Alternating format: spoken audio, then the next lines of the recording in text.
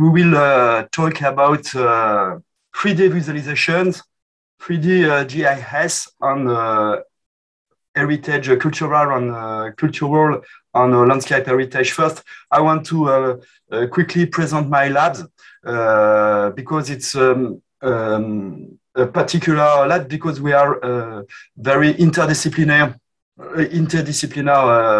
research unit with geographers. I am a geographer. I'm absolutely not an historian or archaeologist. Historian, architect, engineers, biologists, anthropologists who work on environment, city and society, which is the name of our lab. VS is for environment, ville, city, société, society. And I am from the University of Saint-Étienne, which is a part of this lab. First, I want to talk about Anthropocene because trajectories of Anthropocene show some accelerations around 50s. Stefan et al. Show several socio-economic trends with a fast increase from this period, including one which is very interesting for us at this time. It is increase of the large dam constructions. And effectively, indeed, all around the world, there are a lot of reservoir dam which flood the valleys and also materials on immaterial cultural heritage.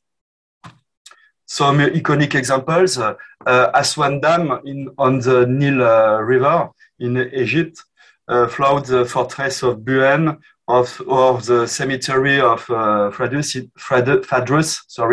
in 1960, and several other temples were physically moved to be preserved.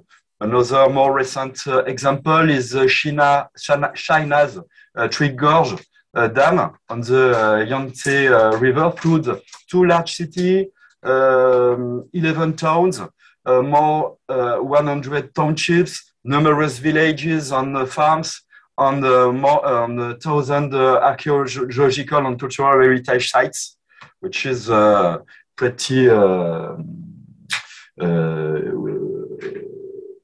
yes. Okay. Another example is more recent, 2020. It is Turkish Ilisu Dam on the Tigris River in Turkey. No, yes, with the disappearance of the city, the ancient town of Azankif, on its 12,000 years of history, and a lot of other villages. So it is a real problematic, and we need to find some tools to preserve and to preserve all these heritages. I will take a more modest, a less famous example. It is a very local example near Saint-Étienne. It is an example of the Grandjean Dam Reservoir in the Gorges de la Loire in France. Here we can see the location of Saint-Étienne in France. Saint-Étienne is here on the 12 kilometers in the west of Saint-Étienne. We have this large dam reservoir.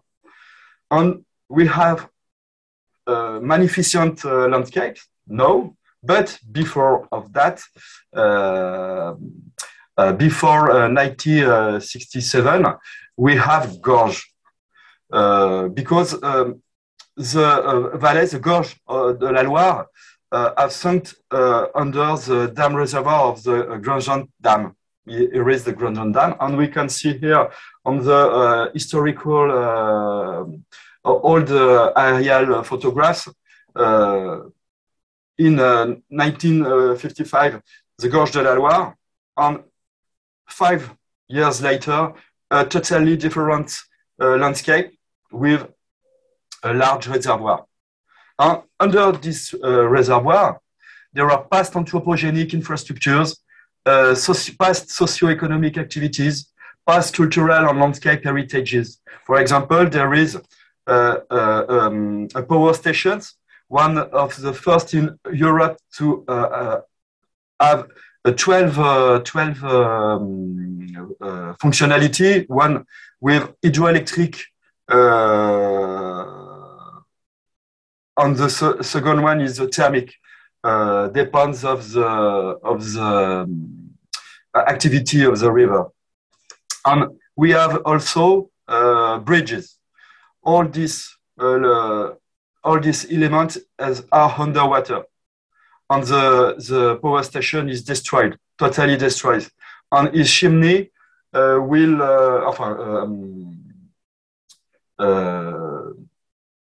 stay out of the water during 10 years after the flooding of the valley. And now there is no more chimney out of the water. We have a railway line with a bridge, with train stations. We have restaurants, we have hotel, we have many leisure activity. For example, water jousting, boat trip, swimming, water polo, very, very, very important activities of leisure. And we have past landscape. No, there is no more this sort of landscape in the Gorges de la Loire. We have a lake. Some photographs of the present situations. On the water, at the surface of the lake, we have many navigation marks. Each navigation mark is for a bridge. Here we can see a bridge just under the water level, and here is the here is the same bridge. We have viaduct. This viaduct is the same we see just before in front of the power station. And we have other traces, for example, tree stumps, very, very many tree stumps under the water, bricks or till floor. So we have landscapes, material and immaterial cultural heritage disappears, but all of them remain in the memories of the local populations. As we see in previous photograph, when the level of the water is down, inhabitants come to make some strolling, to make some strips along the railway stations, the railway line, not stations, under the tunnels, because on these photographs we need to know that normally this bridge is underwater, totally underwater. So there is a real need, to documentations, to archiving, and to restitution tools. And we think that 3D GIS is an efficient solution. So I will present you a methodology to restore, to make this heritage afloat and accessible again. Just now we work with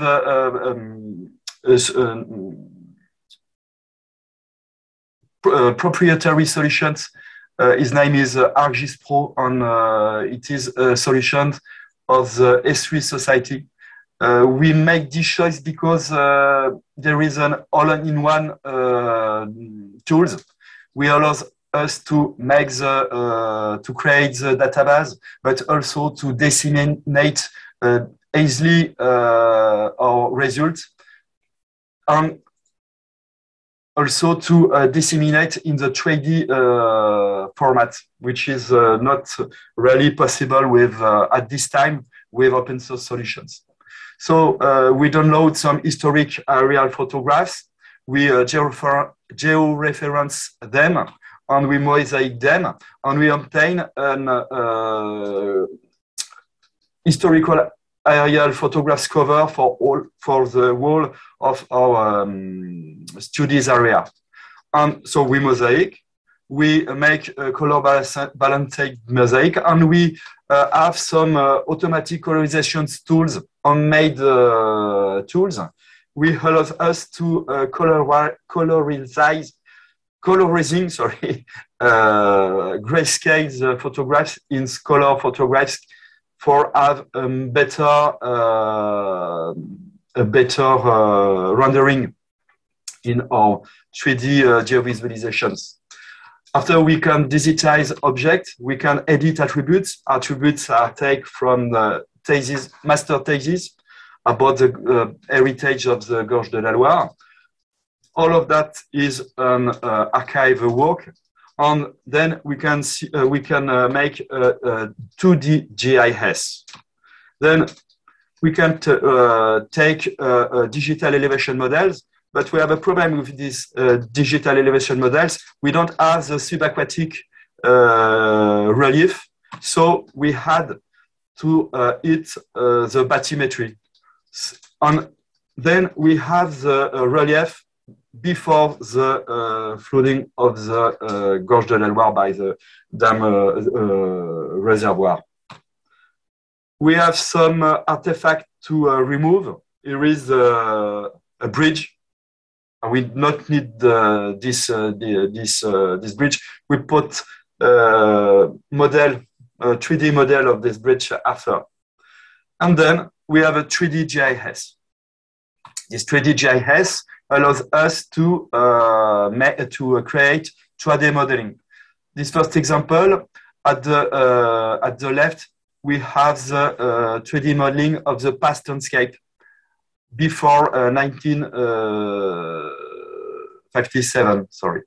And here is a modeling of the actual landscape, and we can see it is very evident that landscapes are totally different.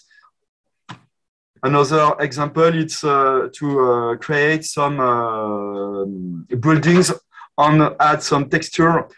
Texture is here, sorry, is a postcard.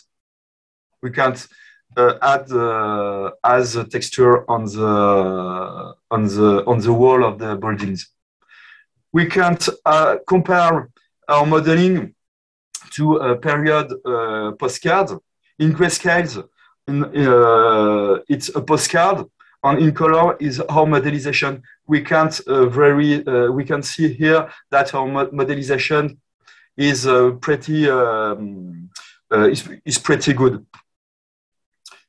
We can't export some videos, which is important for the disseminations.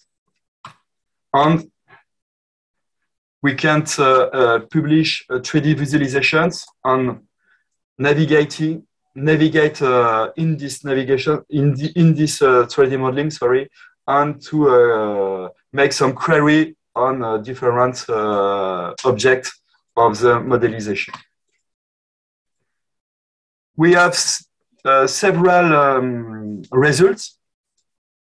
For example, we have two web applications. The first one is a 2D GIS. I indicate you here. Sorry, I put here the URL, and we have two 3D modelizations.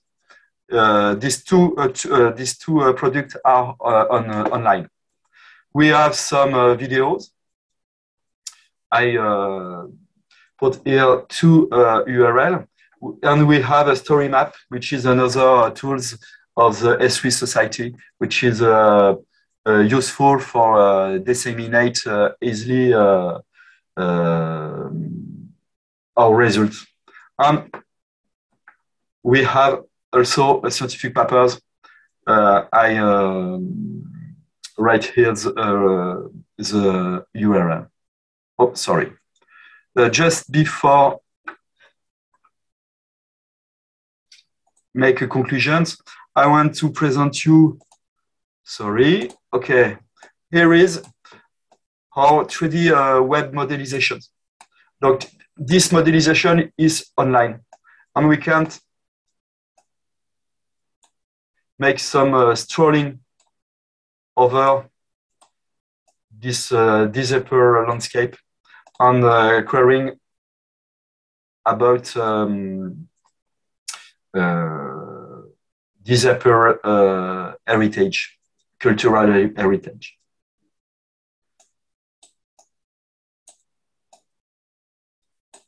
Okay, I can see you a video, show you, sorry, a video. So on this video, in the top, we have the modelization, and in the back, we have the modelization of the past landscape. And in the bottom, we have the modelization of the actual landscape.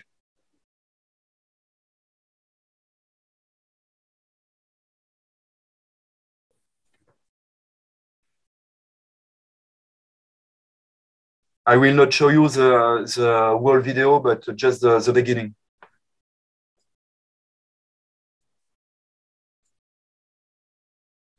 Okay. I come back on the PowerPoint points. So in conclusion, we have a methodology and associate tools for archiving geohistorical data on these upper heritages. We can make some 3D modeling of these upper landscapes, and we can navigate on querying on it. We have various forms of disseminations as maps, web mapping applications, 3D scene, videos, and we can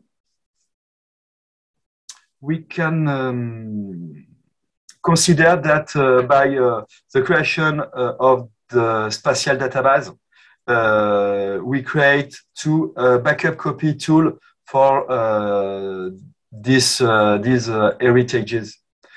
It is a lot of work, and especially if the database is created after disappearance, because it is more easy to create knowledge about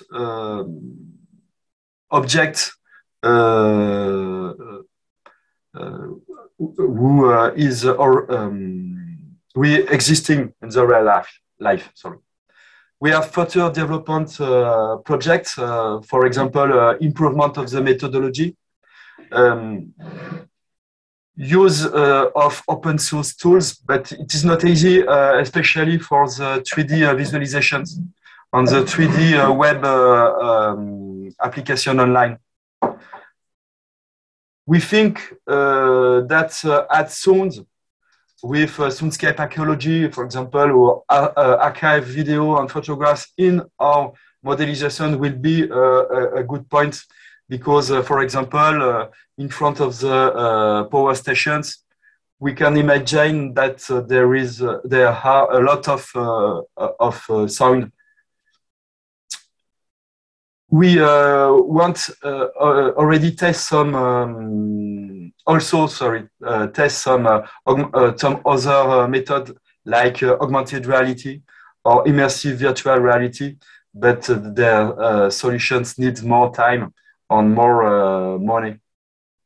And of course, we want to apply this methodology to other sites, not other reserved dam, yes, but also archaeological site.